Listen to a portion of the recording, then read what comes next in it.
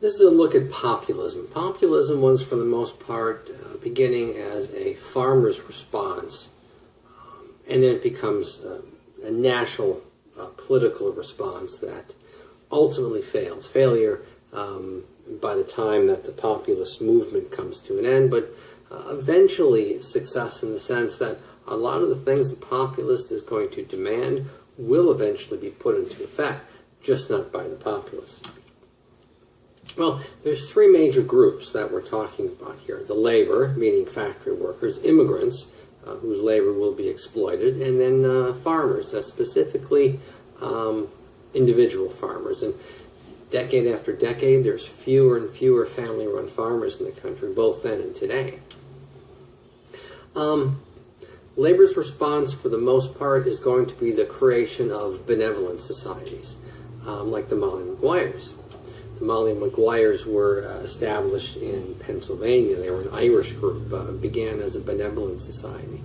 Now, the free labor doctrine says, once again, that you are a, independent person. If you don't like your job, go someplace else. But the reality is, it's very difficult just to go someplace else, and you don't really have a lot of skills. So if you move someplace else, you're going to be in competition with other people. And the wage system, had been set since the 1790s, with people being paid not by their skills, not by their abilities, not by their education or experience, but by their gender, by their color, by their ethnicity, and then by their age. So there was no job security. I mean, you hurt yourself on the job and you're going to be fired. You lose your arm and you're going to be fired because a two-armed person can do your job better than a one-armed person.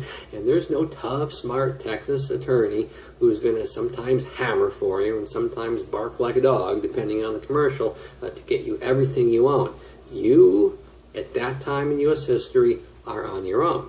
And that's simply going to result in class division. And for the most part, we're talking about the haves and the have-nots. We do see some sort of labor movements. The Knights of Labor is really the first one.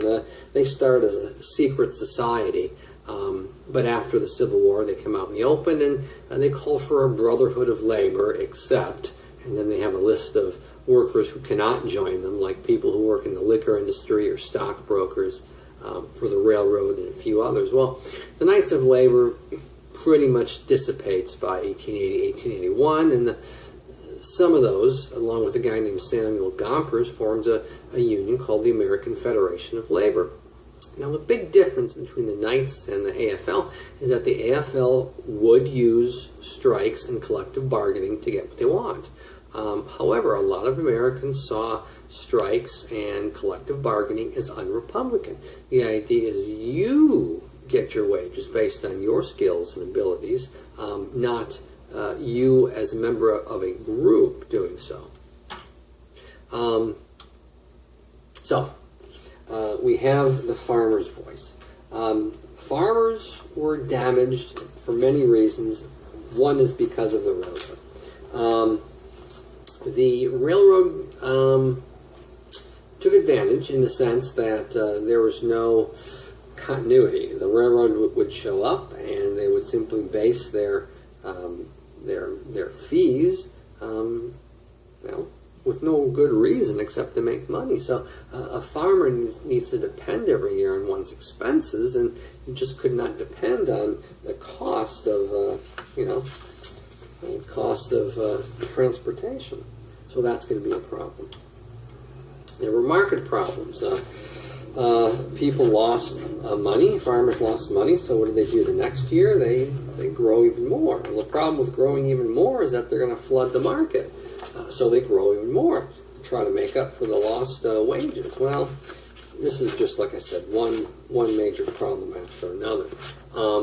They had the sharecropping in the lien system, which is very much inconsistent with individual success.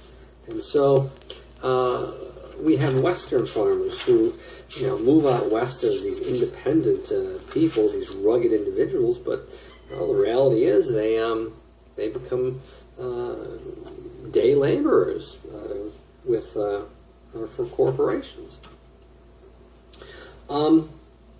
In the 1860s, there was a agrarian protest, and they worked with George Bellamy and other middle-class reformers.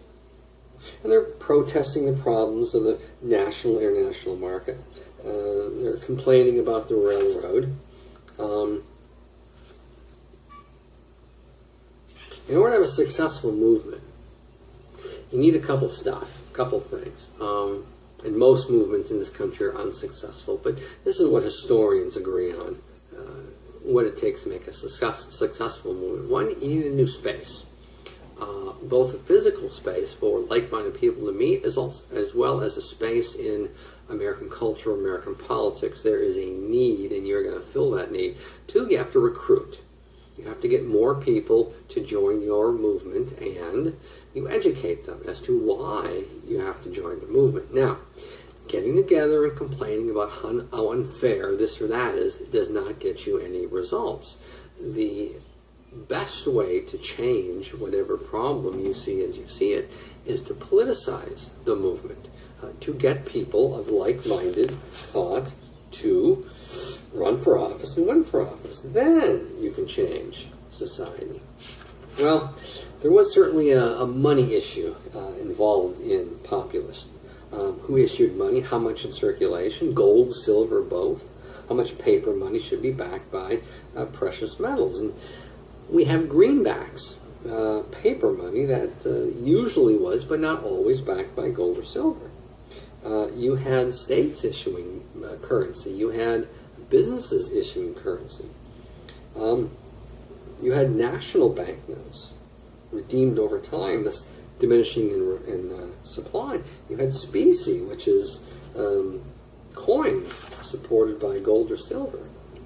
Well, federal government increased greenback circulation, which is good for farmers but bad for lenders. So the federal government stopped issuing greenbacks, and the economy slowly contracted.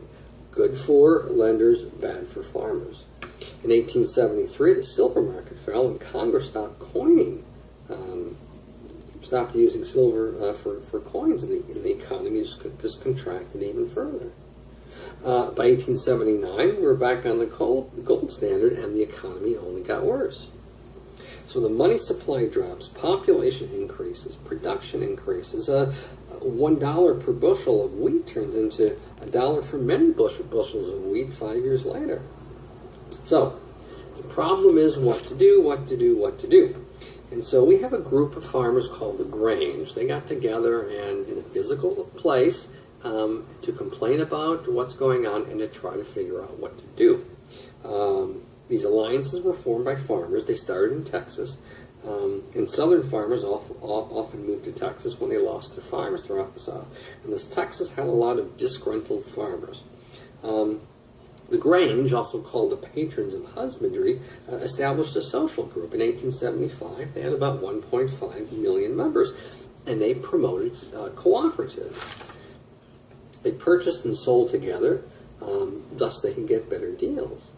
In the 1870s, they became political due to the uncertainty of railroad rates, and they pushed for legislation to regulate the railroads. They were successful in some states, known as the Granger laws. But the railroads took the Granges to Supreme Court, and the Supreme Court upheld the state's rights to regulate railroad rates. Thus, the Grange were successful in regulating railroad rates. But there was more to it than that. So, out of the Granges grew the Farmers' Alliance. Populism went through those 4 steps I mentioned earlier. Farmers' Alliance were established and led by people who met qualifications, such as those interested in changing society through politicalization. They educated people, they drew supporters. I guess that's it. That was a quick ending, sorry about that.